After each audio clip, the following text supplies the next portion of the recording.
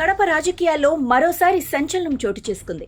TDP MLA మాధవిరెడ్డిపై సామాజిక మాధ్యమాల్లో అభ్యంతరకర పోస్టులు పెట్టిన కేసులో వైఎస్ఆర్సీపీ నేత మాజీ ఉప ముఖ్యమంత్రి అంజద్ బాషా పిఏ కాజాను పోలీసులు అదుపులోకి తీసుకున్నారు. మరోవైపు ఇదే కేసులో మాజీ ఉప ముఖ్యమంత్రి అంజద్ బాషా, ఆయన సోదరుడు అహ్మద్ బాషా పిఏ కాజాపై కేసు నమోదు చేసిన వెంటనే వన్ టౌన్ సీఐ రామకృష్ణ యాదవ్ను వీఆర్కి పంపిన విషయం రాష్ట్ర వ్యాప్తంగా చర్చనీయాంశమైంది.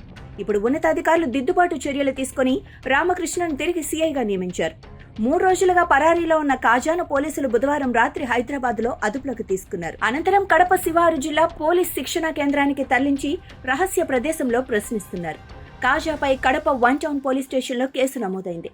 ఆయనతో పాటు మాజీ డిప్యూటీ సీఎం అంజద్ బాషా, ఆయన సోదరుడు అహ్మద్ బాషాల పేర్లను చేర్చారు.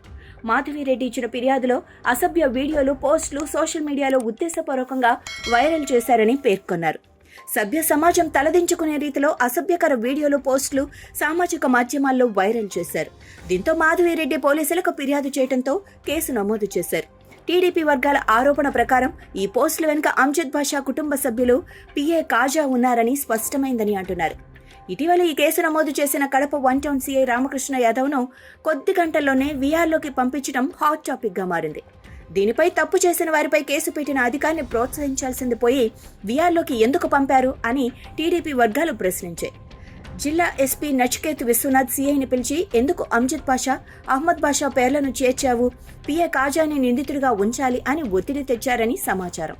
సీఐ తన నిర్ణయాన్ని మార్చడానికి నిరాకరించడంతోనే ఆయన వీఆర్లోకి పంపినట్లు టీడీపీ వర్గాల్లో ఆరోపణలు వినిపించాయి. దీనిపై విమర్శలు రావడంతో స్పందించిన ఎస్పీ నచికేత్ విశ్వనాథ్ సీఐ క్రమశిక్షణ ఉల్లంఘించారు, అందుకే తాత్కాలిక చర్యలు తీసుకున్నాం అని వ్యాఖ్యానించారు. ప్రభుత్వం సీఎంఓ కార్యాలయం నుంచి ఉన్నతాధికారులు పరిస్థితిని ఆరా తీశారు. ఫలితంగా తక్షణమే దిద్దుబాటు చర్యలు తీసుకుని రామకృష్ణని మళ్లీ కడప వన్ టౌన్ సీఐగా నియమిస్తూ ఉత్తర్వులు జారీ చేశారు. రామకృష్ణ యాదవ్ను గతంలోనూ పలు ఇబ్బందులకు గురి చేశారు. 2019లో వైఎస్ఆర్సీపీ అధికారంలోకి వచ్చిన వెంటనే ఆయన కడప సీఐ పదవి నుంచి తొలగించారు. అంజద్ బాషా అప్పటి మేయర్ సురేష్ బాబు ఒత్తిడితో అనంతపురం జిల్లాకు బదిలీ చేసి అక్కడ కూడా వీఆర్లోనే ఉంచారని ఆరోపణలున్నాయి. దాదాపు 2 ఏళ్ల తర్వాత మానవ హక్కుల కమిషన్లో చిన్న స్థాయి పదవిలో నియమించారు. తాజాగా కూటమి ప్రభుత్వం ఏర్పడిన తర్వాత మళ్లీ కడప సీఐగా వచ్చారు. ఇప్పుడు మరోసారి రాజకీయ ఒత్తిడి కారణంగా బదిలీ అయి మళ్లీ తిరిగి రావటం చర్చనీయాంశమైంది.